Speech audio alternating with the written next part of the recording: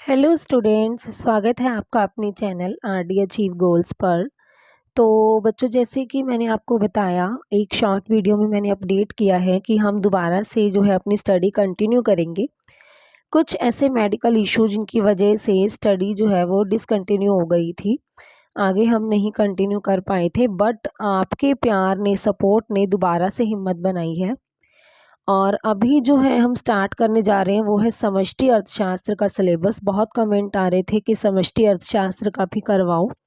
पहले हमने व्यष्टि अर्थशास्त्र किया था, बट अभी हमने जो स्टार्टिंग की है, रीस्टार्ट किया है, वो समष्टि अर्थशास्त्र से किया है।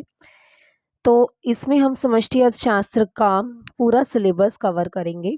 आज मैं स्टार्ट करने जा रही हूँ समष्टि अर्थशास्त्र के बारे में कि ये क्या है, इसकी क्या अवधारणाएं हैं, क्या महत्व है। तो चलिए वीडियो को स्टार्ट करते हैं। स्टार्ट करने से पहले मेरे चैनल पर नए हैं तो सब्सक्राइब कीजिए, वीडियो अच्छी लगे तो लाइक करना और बेल आइकन को ऑल पर करके क्लिक कर देना।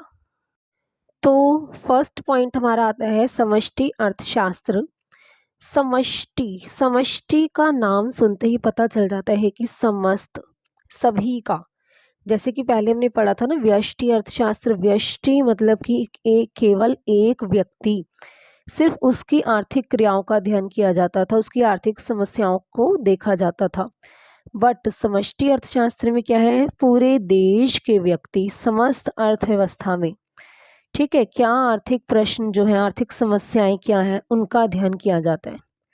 ठीक है, इसमें क्या होता है, जैसे कि आर्थिक प्रश्न ऐसे होते हैं जो किसी भी देश के सभी निवासियों के कल्याण से संबंधित होते हैं, कि ऐसी कौन सी आर्थिक क्रियाएं जो हैं वो देश में की जाएं कि जितने भी लोग हैं देश के, उन सभी का कल्याण हो सके। जैसे कि निवासियों का रोजगार, देश में बेरोजगारी ना हो, संपूर्ण देश में कितना उत्पादन हो, कीमतों में वृद्धि हो रही है, उसकी समस्या को कैसे दूर किया जाए, मंदी की समस्या, इन सभी को देखा जाता है समष्टि अर्थशास्त्र में।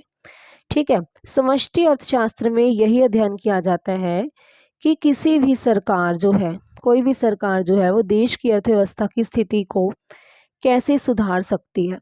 जैसे कि व्यष्टि अर्थशास्त्र में तो व्यक्ति केवल अपनी कंपनी के बारे में देखता है कि वो अपनी कंपनी में क्या उत्पादन कर रहा है, क्या प्रॉफिट हो रहा है उसको। लेकिन समष्टि अर्थशास्त्र में क्या है, सरकार देखती है कि पूरे देश में क्या उत्पादन किया जाए, कि पूरे देश में तरक्की हो, बेरोजगारी खत्म हो, गरीबी खत्म हो। तो ये है समष्टि अर्थशास्त्र। समस्त देश में समस्त आर्थिक स्थितियों को देखा जाता है इसमें। अब आगे हम बढ़ते हैं। आगे जो है अगला पॉइंट कि समष्टि अर्थशास्त्र का क्षेत्र क्या है, इसका क्या महत्व है। तो सबसे पहले अगर क्षेत्र देखा जाए तो समष्टि अर्थशास्त्र के क्षेत्र से अभिप्राय है कि समष्टि अर्थशास्त्र का अध्ययन हम कैसे करें।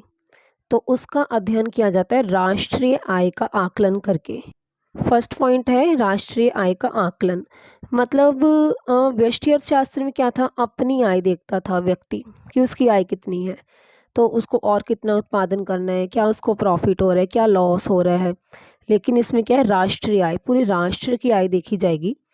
इसमें राष्ट्रीय आय का आकलन किया जाता है। इससे संबंधित समुच्चय जो है, जैसे कि जीडीपी, सकल घरेलू उत्पाद, पूरे देश में कितना उत्पाद हो रहा है। ठीक है, एनडीपी मतलब शुद्ध घरेलू, नेट टोटल कितना उत्पाद हुआ है, इस चीज़ का अध्ययन किया जाता है। सेकंड पॉइंट है हमारा रोजगार के सिद्धांत। इसमें रोजगार या बेरोजगारी से संबंधित सिद्धांतों को देखा जाता है। देखा जाता है कि बेरोजगारी की क्या कारण है, ठीक है, इसके समाधान के लिए क्या क्या उपाय किए जा सकते हैं। तो वो जो है हमारा सेकंड पॉइंट है। थर्ड हमारा आ जाता है मुद्रा का सिद्धांत। यह समष्टि अर्थशास्त्र का एक बहुत ही मुख्य घटक होता है। इसमें क्या है, जो हमारा केंद्रीय बैंक होता है ना, आरबीआई, भारतीय रिजर्व बैंक, वो एक बहुत अच्छी भूमिका निभाता है। मतलब वही है जो मेन इसमें काम करता है। वो अर्थव्यवस्था में मुद्रा का सृजन करता है, मुद्रा बनाता है। ये जो पैसे हैं ना, कि हम सोचते हैं ना पैसे कहाँ से आते हैं, कौन बनाता है, तो भारतीय रिजर्व बैंक जो है वही मुद्रा का सृजन करता है। और इस प्रकार से करता है कि मुद्रा की पूर्ति जो है वो नियंत्रित रहे। ये नहीं कि इतना ज़्यादा पैसा बना देना कि देश में गरीबी आ जाए, है ना, पैसे की वैल्यू ना रहे।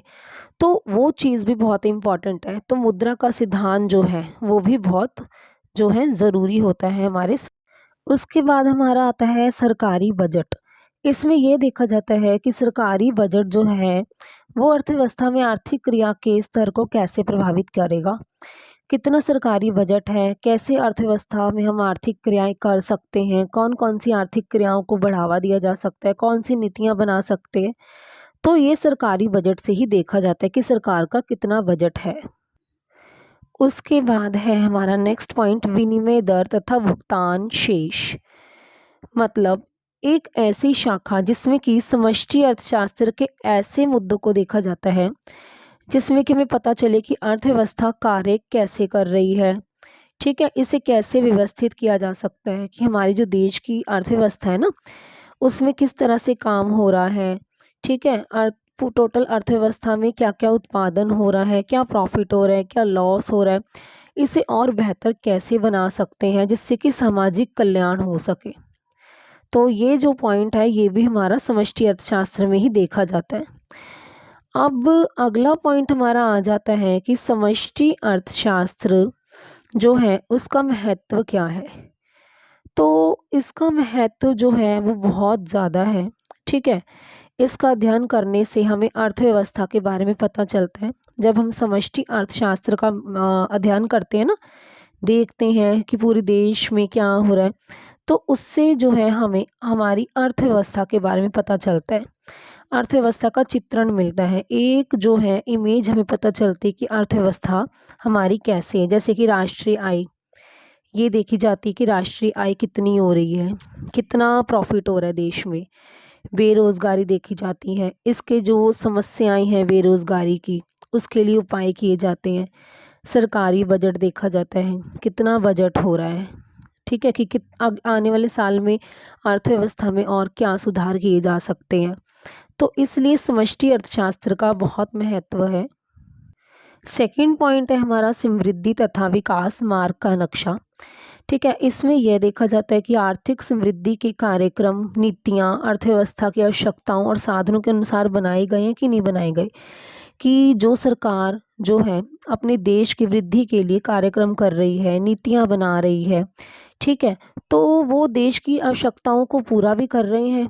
ठीक है, जो साधन है उनके अनुसार बनाए गए हैं या ऐसी बेकार में नीतियाँ बन रही हैं। क्या देश में जो नीतियाँ बनाई गई हैं वो लोगों के कल्याण के लिए बनी है। तो ये चीज़ भी इसमें ही देखी जाती है। फिर अगला पॉइंट आता है हमारा आर्थिक स्थिरता। समष्टि अर्थशास्त्र का अध्ययन करने से एक तो आर्थिक स्थिरता का पता चलता है कि हमारी जो आर्थिक क्रियाएं हैं क्या वो सही ढंग से हो रही हैं। क्या ऐसा तो नहीं कि देश जो है वो लॉस में जा रहा है। आर्थिक स्थिरता बनी हुई है, जैसे प्रॉफिट चल रहा है वो प्रॉफिट बढ़ना ही चाहिए या फिर उतना ही तो रहना ही चाहिए, कम से कम लॉस में तो नहीं जा रहा है। राजकोषीय नीति देखी जाती है, जो एक राजकोषीय नीति होती है ना कि भारत में एक रिजर्व जो होता है वो देखा जाता है कि अगर बाई चांस देश में मंदी भी आ रही है, ठीक है, आर्थिक नहीं स्थिरता बन रही है, तो क्या देश जो है वो चल सकता है। बजट नीतियाँ बनाई जाती है। तो ये आर्थिक स्थिरता जो है ये भी हमें समष्टि अर्थशास्त्र का अध्ययन करके ही पता चलती है। उसके बाद आता है निर्धनता तथा पर्यावरण प्रदूषण की समस्याएं। इसमें निर्धनता और पर्यावरणीय प्रदूषण की जो समस्याएं हैं उन पर दृष्टि डाली जाती है। देखा जाता है कि कहीं निर्धनता तो नहीं आ रही देश में, कहीं पर्यावरण का नुकसान तो नहीं हो रहा, ऐसी आर्थिक गतिविधियां तो नहीं हो रही हैं। ठीक है, समष्टि मॉडलों का उपयोग करके इन समस्याओं का समाधान किया जाता है।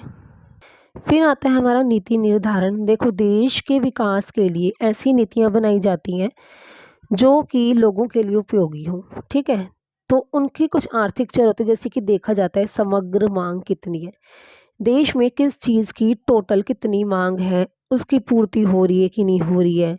ठीक है, पूरी अर्थव्यवस्था में कितना उपभोग किया जा रहा है, कितना निवेश किया जा रहा है, इन सब के बारे में भी इसी में ही देखा जाता है। तो हम कह सकते हैं कि किसी भी देश की अर्थव्यवस्था के निष्पादन को समझने के लिए हमें उसकी समृद्धि और विकास के लिए नीतियों और कार्यक्रमों के निर्माण के लिए, आर्थिक स्थिरता के लिए समष्टि आर्थिक चर जो हैं, ठीक है, उनका उनकी जानकारी होना बहुत ही ज़रूरी है। समष्टि आर्थिक चर क्या हो गए, जैसे कि समग्र मांग क्या है, समग्र पूर्ति क्या है, क्या उपभोग हो रहा है, क्या निवेश हो रहा है, तो इन सब की जानकारी होना बहुत ही ज़्यादा। तो स्टूडेंट, मैं आशा करती हूँ कि ये छोटा सा कॉन्सेप्ट समष्टि अर्थशास्त्र क्या है आपको समझ में आया होगा। तो ये जो नोट्स है ये मैंने खुद बनाए हुए हैं अपनी बहुत ही ज़्यादा इजी लैंग्वेज में, जिसे आप 1 से 2 बार पढ़ के ही अच्छे से समझ सकते हैं। ठीक है? तो अभी क्या है कि मिलते हैं हम नेक्स्ट वीडियो में, जिसमें कि हम समष्टि अर्थशास्त्र के आगे का सिलेबस कवर करेंगे। ठीक है? तो अगर वीडियो आपको अच्छी लगी हो तो वीडियो को लाइक कीजिए, चैनल पर न्यू है तो सब्सक्राइब कीजिए, बेल आइकन को ऑल करके हिट कर दीजिए। ठीक है? तो मिलते हैं नेक्स्ट वीडियो में। धन्यवाद।